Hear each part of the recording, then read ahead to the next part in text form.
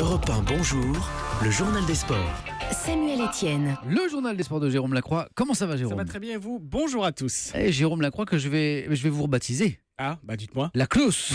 Vu l'actualité, Jérôme Lacrousse elle a une ce matin une furia catalane. Je fais pas l'accent. Ils vont tout donner. Messi et ses coéquipiers footballeurs du Barça, ils ont 4 buts à remonter ce soir dans leur stade s'ils veulent connaître les quarts de finale de la Ligue des Champions. 4 buts infligés il y a 3 semaines à l'aller par les joueurs du PSG. Alors avec une telle avance, que peuvent-ils bien craindre? Eux ne veulent pas montrer d'excès de confiance. Bien raison. Raymond Domenech, consultant d'Europe 1, lui, n'a aucun doute quant à la qualification parisienne. Si le Barça encaisse un but, il faudrait qu'ils en mettent 6.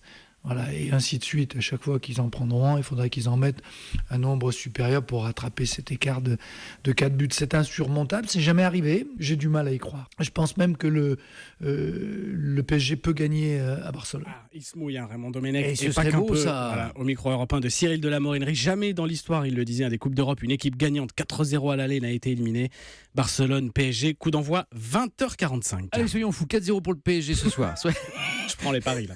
Allez, on connaît ce matin les 2 premières équipes qualifiées pour les quarts de finale. Et oui, le Real Madrid de Zidane et le Bayern Munich, victoire espagnole 3-1 hier à Naples, même score qu'à l'aller, et succès allemand 5-1 fessé hier à Londres face à l'Arsenal d'Arsène Wenger, là aussi même score qu'à l'aller. Et oui, pourquoi pas donc pour le PSG et tiens, Jean voilà, ce serait logique, allez. Le mot sport du jour. Pub, elle arrive, grande première sur le torse des rugbymen du 15 de France. C'est le mania du BTP Moed Altrad, par ailleurs propriétaire du club de Montpellier, qui a obtenu le droit d'afficher son nom sur le maillot bleu, et ce dès samedi. Italie-France, avant-dernier match du tournoi Destination. Altrad, le choix de Bernard Laporte, fraîchement élu président de la fédération. Il montre ainsi que oui, dans le rugby aussi, les lignes peuvent bouger.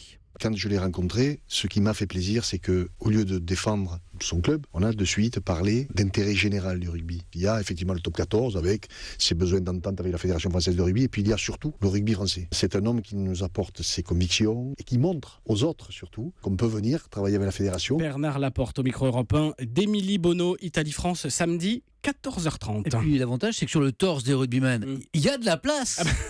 C'est ce que je me disais. Oui, c'est vrai, c'est pas fou, il y a de la place pour écrire plein de choses. Jérôme, l'histoire du jour. Qui a dit que les dames ne s'intéressaient pas au football? Une récente étude rapporte que 14 millions de femmes en France y trouvent de l'intérêt. Elles représentent 43% du total des fans du ballon rond. Elles consomment sur certains réseaux sociaux 3 fois plus de contenu foot que les hommes, et leur intérêt enfin se porte davantage sur l'équipe de France que sur les rencontres de clubs. Et justement, bravo aux Bleus, B-L-E-U-E-S, du foot, qui viennent de remporter aux États-Unis un tournoi amical mais très relevé après une dernière victoire 3-0 s'il vous plaît sur les Américaines qui jouaient à domicile, les champions du monde en titre, et ce à moins de 6 mois de l'Euro 2017 aux Pays-Bas. De bon augure. Un immense bravo. Merci beaucoup Jérôme.